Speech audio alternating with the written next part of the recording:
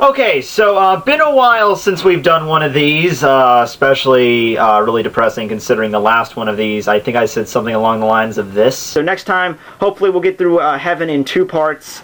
So yeah, thanks for everyone for watching. Hopefully I'll get the next one out not too late. So yeah, Tekking 101. Yeah, past Matthew really needs to get his act together. He is the cause of every major issue in my life. Not like that future Matthew. He does everything perfectly. Anywho, this is the final section of the Divine Comedy that we're going to be getting into. This is the Paradiso, or the Paradise, or the Heavens, where Dante is going to ascend after going through Purgatory.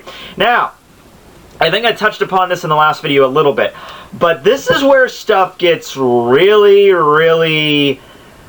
I want to say very metaphysical, to the point where I think the way that Dante is trying to convey it is sort of, in a sense, going over your head.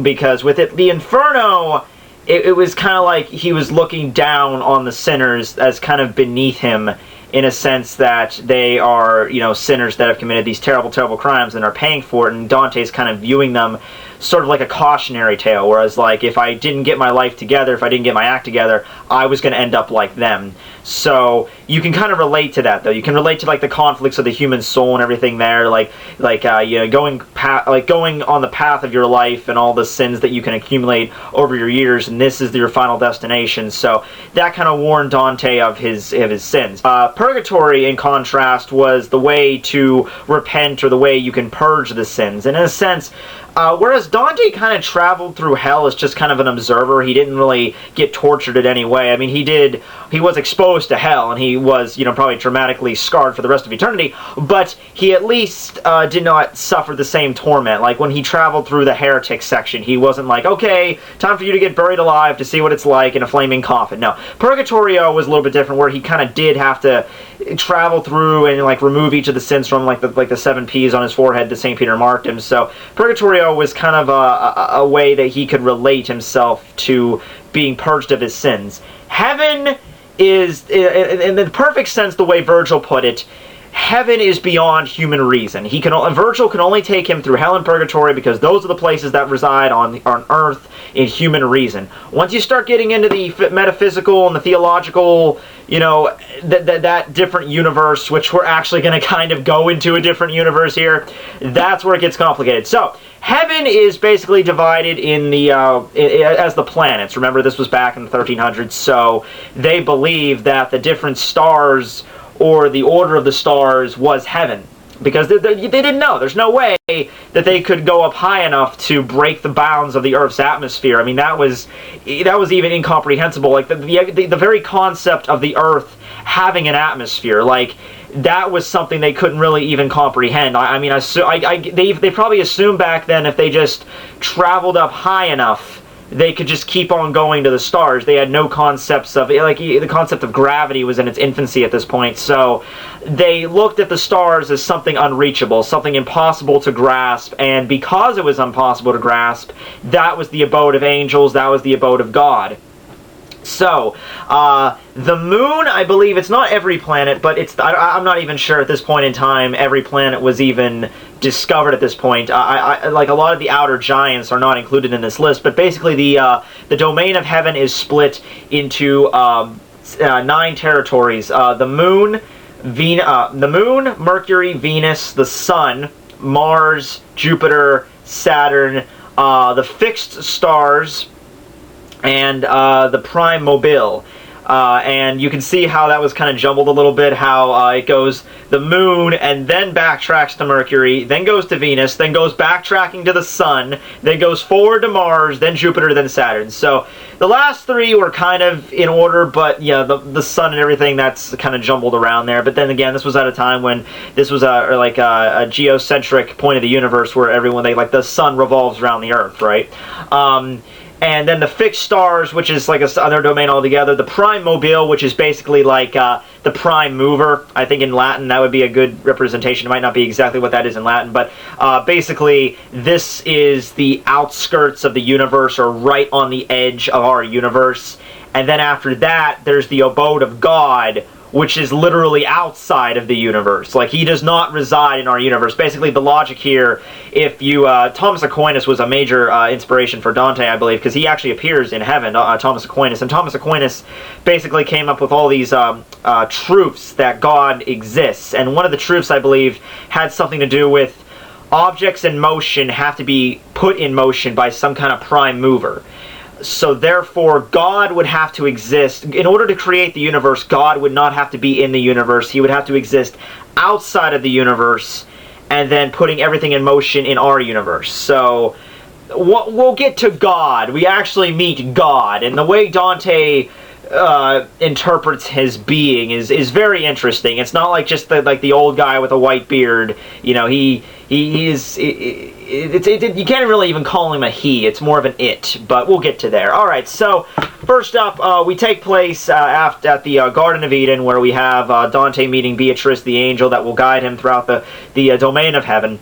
And so they leave Mount Purgatory. They ascend past the Ring of Fire. There's actually a ring of fire surrounding the earth in the context of the Divine Comedy, which is kind of accurate when you consider what we know about the atmosphere and everything. Like, you could not literally just, you know, take an airplane and fly up high enough and you would leave the Earth's atmosphere. You'd get freaking burnt to a crisp by the atmospheric pressure.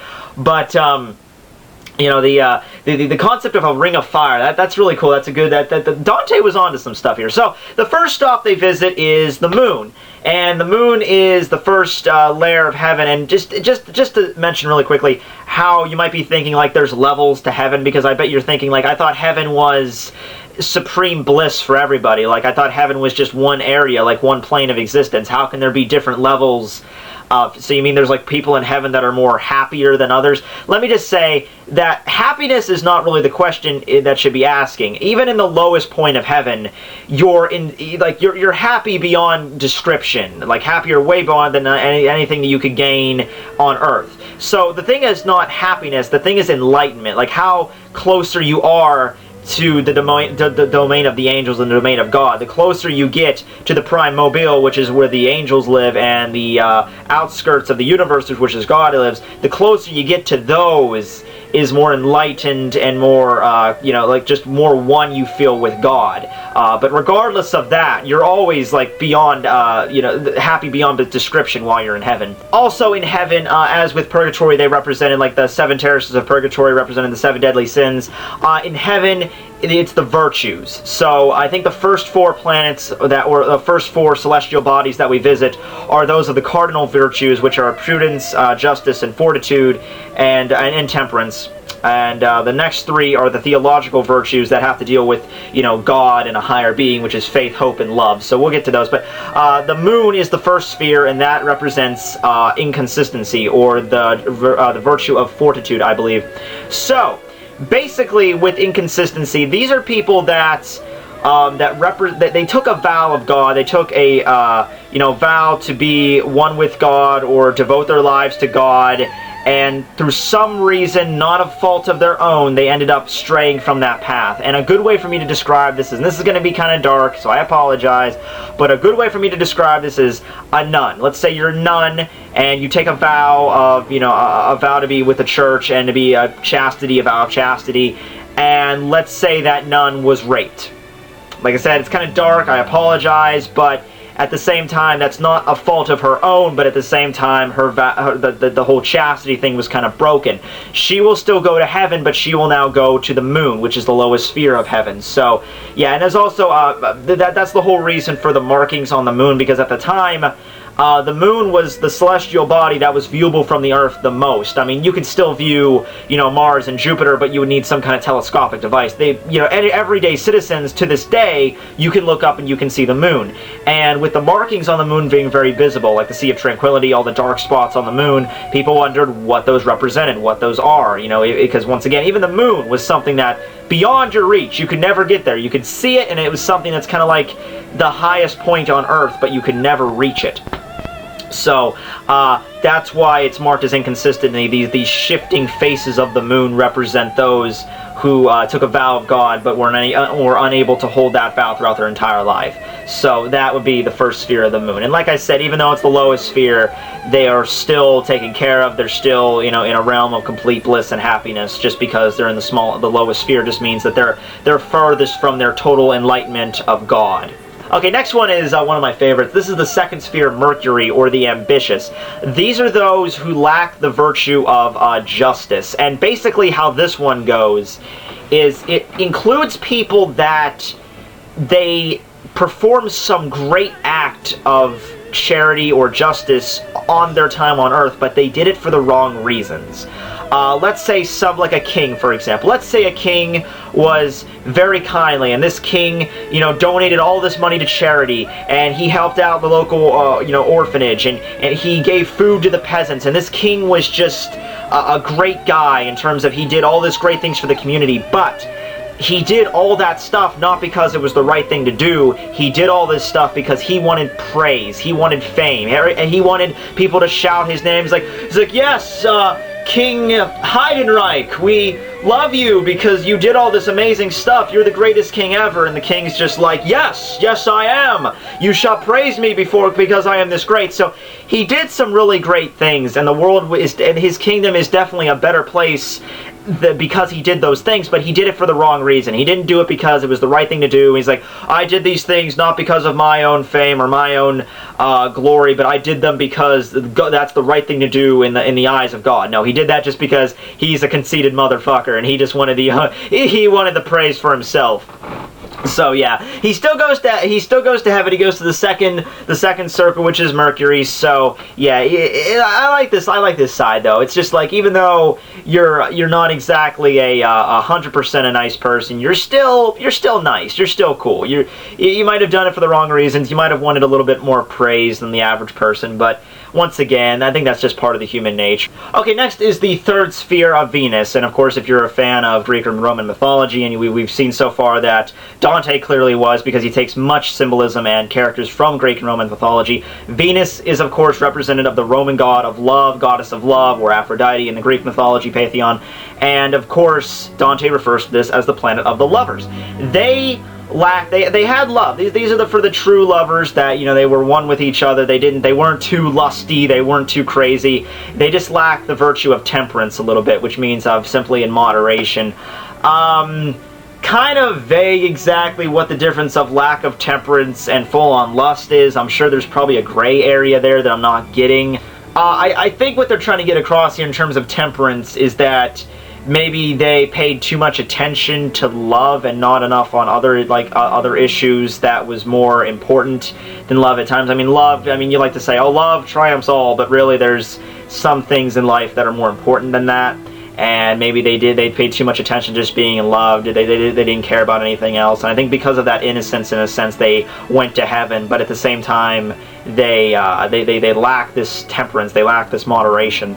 So yeah, kind of a funny scene. Not really funny, but kind of a neat scene here where Dante meets Fulque de Marsilius, suck of Italian, for basically he curses the existence of Florence, Italy, because they created the florin, which is it's money at the time, or he refers to it as that damned flower, which there's on the coin. I'll show you a picture of it. Basically, this is a florin. It's a coin back in the day, and it was basically has this flower-like image on it. That's what they're referring to.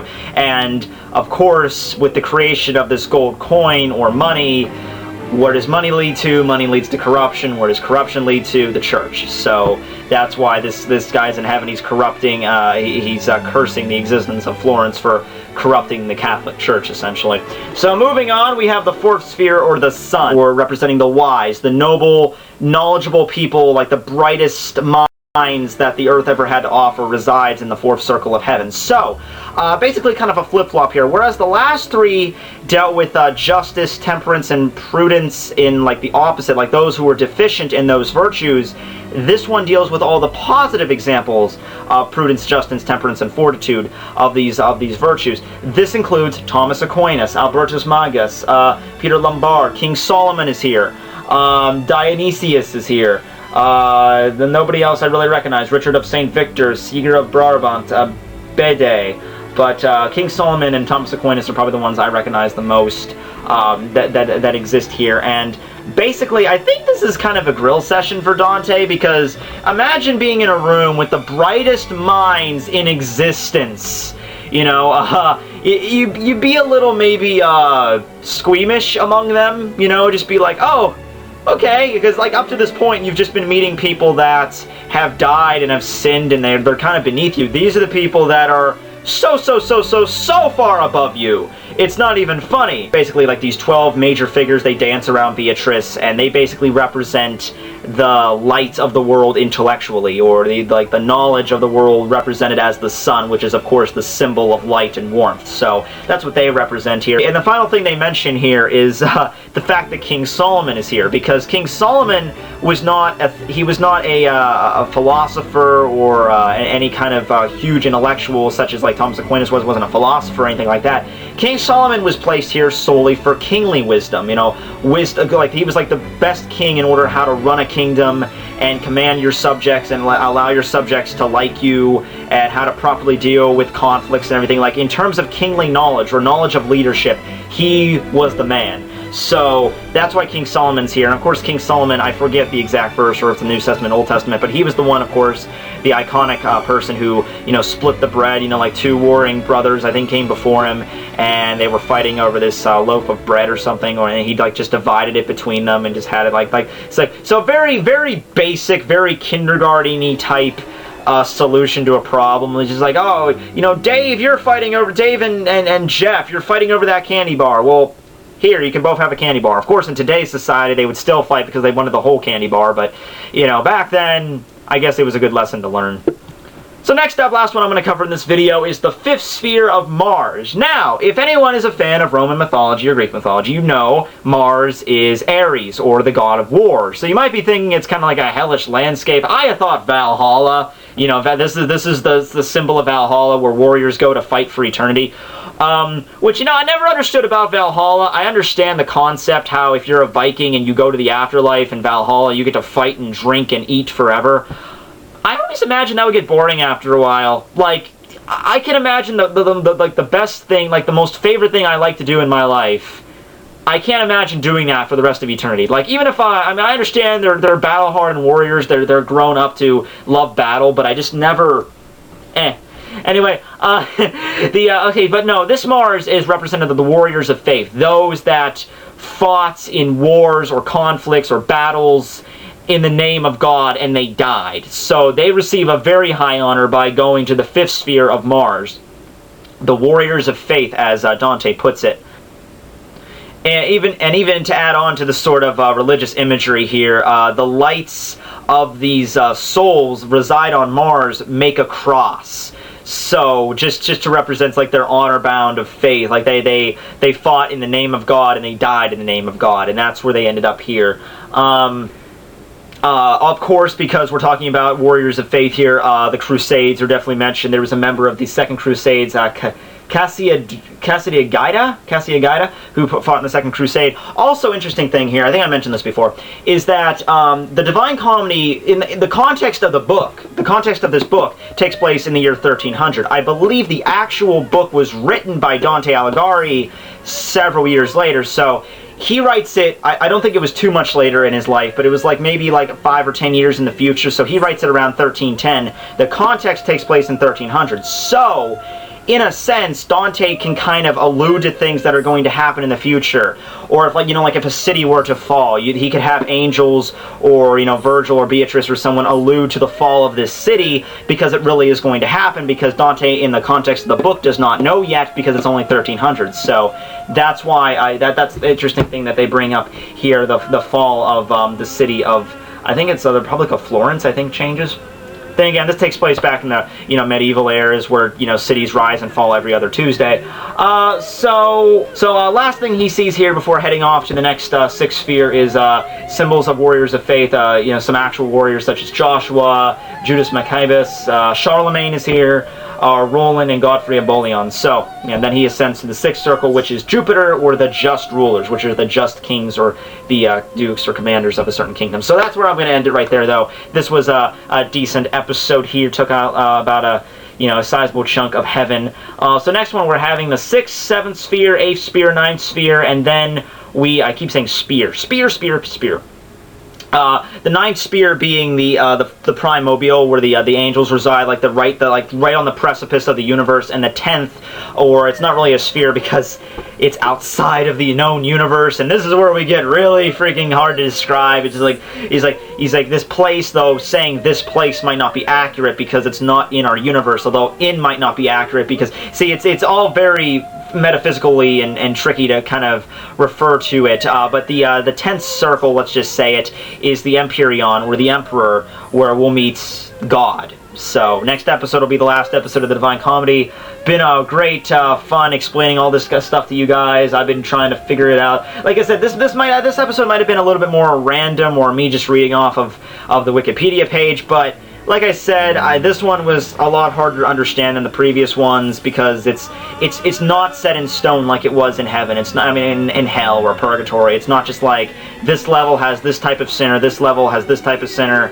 It's much more open for interpretation, and the way that are these, is Thomas Aquinas, King Solomon, are these people even in human form, or are they just assuming a human form for Dante's needs? Is Dante even in human form? Is he maybe they're just all balls of light, or some other like a transcendence of being, and maybe just Dante is referring to them in the human sense, or it can very, very open for interpretations. So yeah, hope you guys enjoyed, guys. Tekking 101, 1001 signing out. See you next time for the end of the Divine Comedy. See you guys.